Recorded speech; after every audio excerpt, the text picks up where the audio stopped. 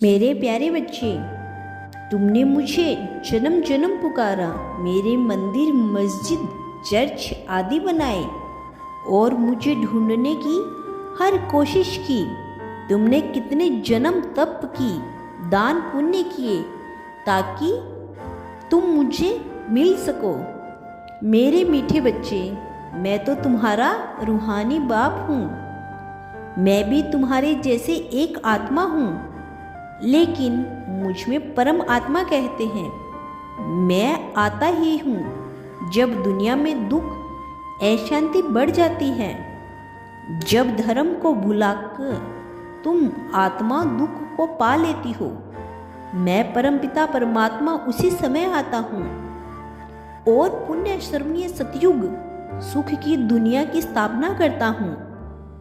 तुम सभी आत्माओं का कल्याण करता हूँ और तुम्हें दुख से छुड़ाकर सुख में ले जाता हूँ। इसीलिए जब भी तुम दुखी होते हो तो मुझे याद करते हो।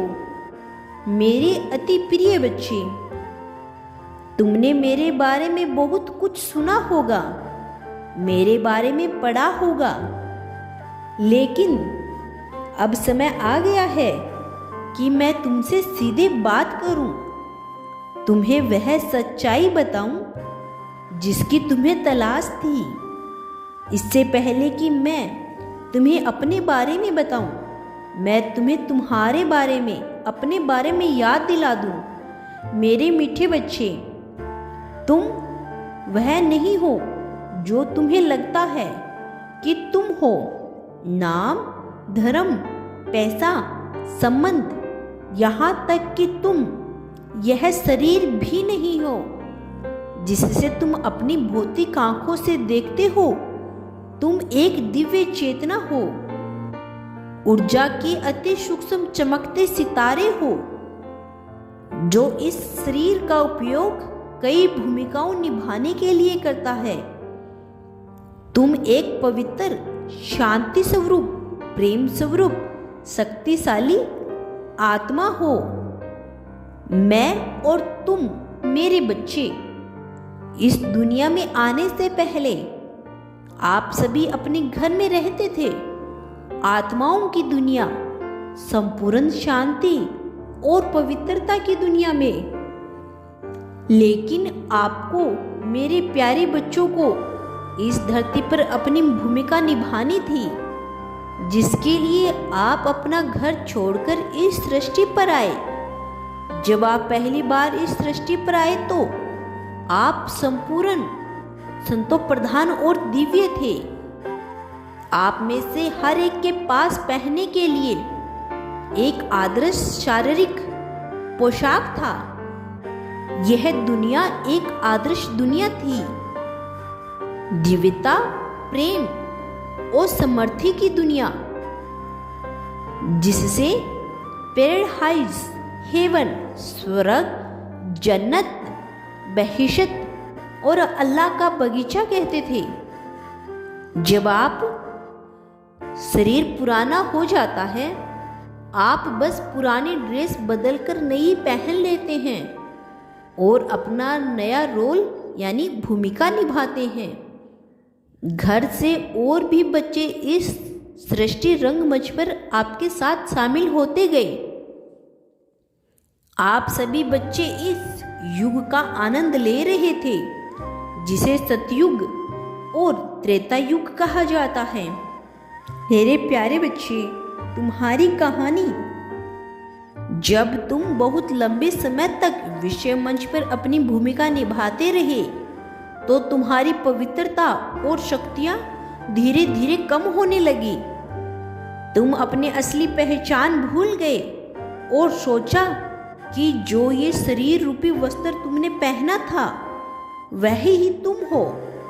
फलस्वरूप काम, क्रोध, लोभ, मोह और अहंकार तुम्हारे व्यवहार में आने लगा। आप सब के बीच में जो प्रेम, मधुरता और सामंजस्य था, वह खो गया। आप एक दूसरे के साथ लड़ने झगड़ने लगे, धोखा देने लगे। जब तुम्हें दुख और दर्द का अनुभव हुआ, तब तुमने मुझे पुकारना शुरू किया। तुम मुझसे ढूंढने लगे। तुम भूल गए थे कि मैं तुम्हारा पिता आत्माओं की दुनिया में रहता हूँ। तुम अपनी ही दुनिया में मुझसे ढूंढने लगे। तुम्हें एक धुंधली सी याद थी कि मैं तुम्हें बहुत प्रेम करता हूँ।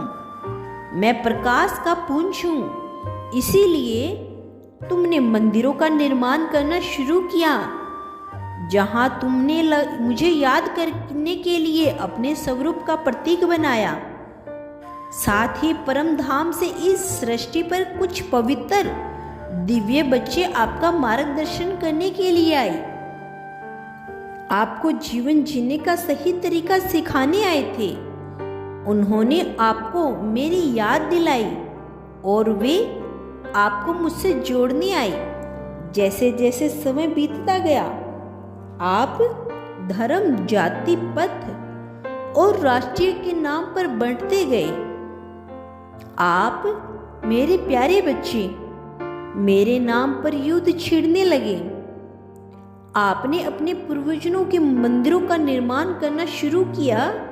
वह दिव्य पवित्र आत्माएं जो आपकी दुनिया में सतयुग और त्रेता युग में होकर गए थे, श्री लक्ष्मी नारायण, श्री राम, सीता, आपने उनकी महिमा के लिए मंदिर बनाए और आपने उनमें मुझे ढूंढना शुरू किया। जैसे जैसे आपका दुख बढ़ा, मेरे लिए आपकी खोज और तीव्र हो गई। फिर आपने मुझे प्रकृति में भी ढूंढना शुरू किया। आप में से कुछ लोगों ने मुझे खोजने के लिए अपना जीवन समर्पित कर दिया, लेकिन फिर भी मुझे ढूंढ नहीं पाए। आप में से कुछ लोग अपने विज्ञान और तकनीकी की दुनिया में इस कदर उलझ गए थे कि आप यह भी मानने लगे कि मेरा अस्तित्व ही नहीं है। यह द्वापर युग और कलयुग का समय था। जब भी आपके सामने कोई समस्या आई, आपने सोचा कि मैं आपका भाग्य लिखता हूं। इसके लिए आपने मुझे दोषी ठहराया और मुझे उसे ठीक करने की प्रार्थना की। मेरे मीठे बच्चे, मैं तुम्हारा पिता हूँ।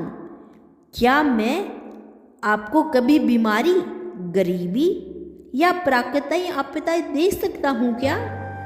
आपकी दुनिया में सब कुछ कर्म के सिद्धांत पर आधारित पर काम करता है।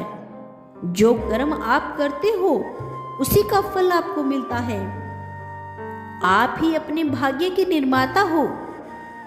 मैं आपको वह ज्ञान और शक्तियां दे सकता हूं कि जिससे आप एक अद्भुत भाग्य बना सकें, लेकिन इसके लिए आपको मुझसे जुड़ने और मेरा द्वारा दिए गए इस ज्ञान का अध्ययन की आवश्यकता है। मेरे प्यारे बच्चे, मेरे लिए तुम्हारी तलाश अब खत्म हुई। मैं आपको याद दिलाने के लिए आया हूँ कि आप वास्तव में कौन हैं और मैं कौन हूँ। मेरा और तुम्हारा रिश्ता क्या है। यदि तुम कल भी मेरा संदेश सुनना चाहते हो तो मेरे इस चैनल को सब्सक्राइब कर लें और कमेंट बॉक्स में हर हर महादेव लिख लेना।